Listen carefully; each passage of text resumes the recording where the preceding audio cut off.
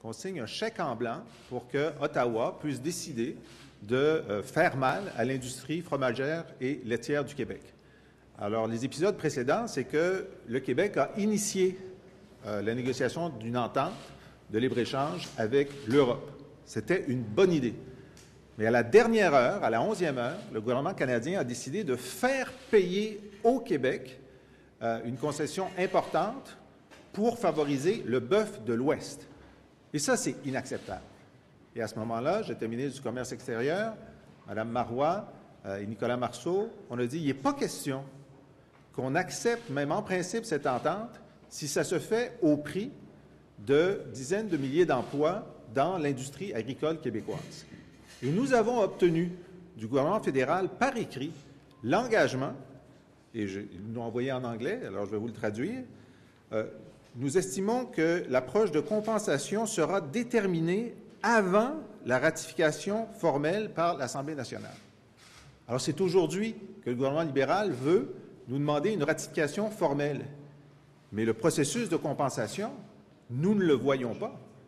En novembre dernier, le gouvernement fédéral a dit « on va peut-être donner 350 millions sur 5 à 7 ans. » Mais l'évaluation du Québec, c'est que ça va nous coûter 1,5 milliard. On est très loin du 1,5 milliard. Et la position de négociation correcte du Québec, c'est de dire au Canada, nous n'allons pas ratifier tant que nous ne sommes pas satisfaits. Et donc, ça prend des négociations.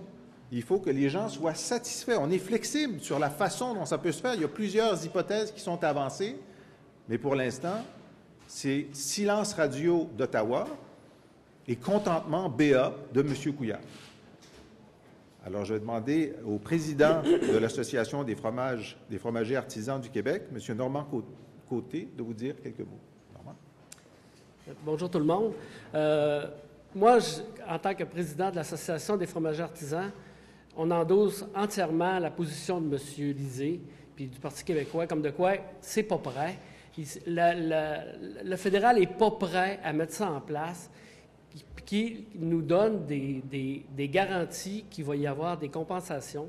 Parce qu'on sait que le nerf de la guerre dans tout ça, là, ça va être les quotas d'importation et les compensations. Je ne veux pas rentrer dans les détails là-dedans, mais c'est sûr qu'à l'heure actuelle, nous autres, on leur a fait des propositions, on n'a eu aucune réponse des propositions qu'on a faites. On leur a dit même façon de faire, puis là, à l'heure actuelle, il n'y a rien. On ne sait pas à quoi s'en tenir. Puis c'est pour ça qu'on endosse la proposition du Parti québécois et de M. Lisée. Merci. M. Arsenault? Oui. Je vous laisse passer. Je pense qu'il faut être conscient d'une chose. Au Canada, il se transforme 440 millions de kilos de fromage. Et tout ce qui a été présenté il y a 1 an et demi, et d'ailleurs, même à la limite, le gouvernement fédéral le reconnaît en partie, c'est que le plan d'aide qui a été soumis, c'est des peanuts, c'est rien. Alors, ça correspond à peu près à 4 sous du kilo produit. Ça, c'est à condition qu'on puisse au moins y avoir accès. Donc, pour une entreprise comme la nôtre, là, on parle d'environ de quelques centaines de dollars pour un chiffre d'affaires qui apparente les 1,2, 1,5 millions par année. Alors, c'est sûr qu'on ne peut pas accepter ça. Puis moi, je me permettrais de rajouter juste une petite chose. C'est que, de fait, moi, je suis d'accord avec M. Lisée que des ententes de libre-échange, c'est primordial. Il y en a toujours eu des ententes d'échanges commerciaux. Et ça, je pense que ça va demeurer. Il faut travailler dans ce sens-là. Mais pas au sacrifice d'un secteur comme le secteur laitier, le secteur fromager. Parce que demain matin, si vous vous retrouvez avec un président de l'Union européenne qui apparente celui qui est au sud ici et qui nous amène à tout renégocier dans 10, 15, 20 ans, donc vous allez avoir jeté à terre le secteur fromager et qui peut-être que dans 10, 15 ans, on va avoir tout fait ça pour rien. Il y a toujours là la vulnérabilité. Donc, et d'ailleurs, le gouvernement américain, on sent bien qu'il protège le bois d'œuvre. Donc, nous, on invite fortement le gouvernement fédéral à faire de même, c'est-à-dire à protéger le secteur laitier et le secteur fromager. Merci. Merci. M. Villeneuve? Oui. Alors, bonjour tout le monde. Il y a une certitude dans l'accord présentement. Il y a une certitude, c'est que les producteurs laitiers et fromagers, eux, là, ils sont sur la sellette actuellement.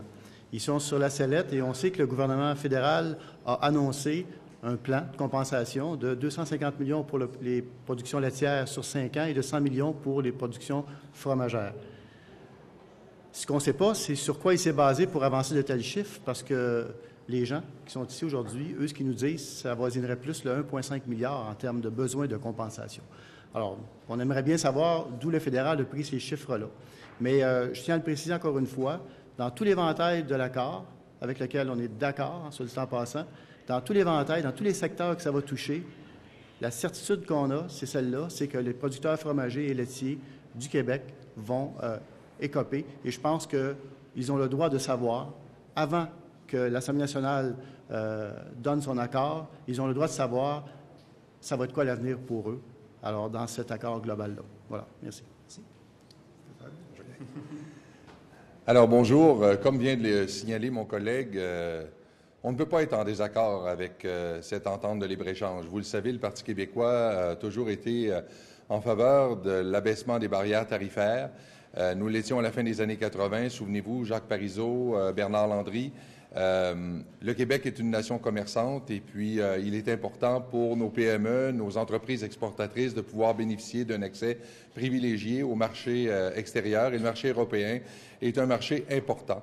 Mais ceci dit, on ne peut pas conclure ou ratifier un tel accord sans avoir les garanties qui nous avaient été promises par le gouvernement fédéral pour nos producteurs fromagers. Alors, bien que nous ne puissions être en désaccord avec une telle entente, malheureusement, dans l'état actuel des choses, nous ne pouvons pas non plus être en accord avec une telle entente. Voilà. Alors, ce qu'on propose au gouvernement Couillard aujourd'hui, c'est simplement d'accepter notre amendement de reporter de 6 mois la ratification de l'accord par l'Assemblée pour se donner un rapport de force, pas envers Berlin ou Londres ou Paris, envers Ottawa. C'est envers Ottawa qu'on veut un rapport de force. Et la seule façon de le faire, c'est de retenir notre approbation à l'Assemblée nationale jusqu'à ce qu'il y ait compensation qui soit satisfaisante. Et franchement, je ne comprends pas que M. Couillard ne comprenne pas ça.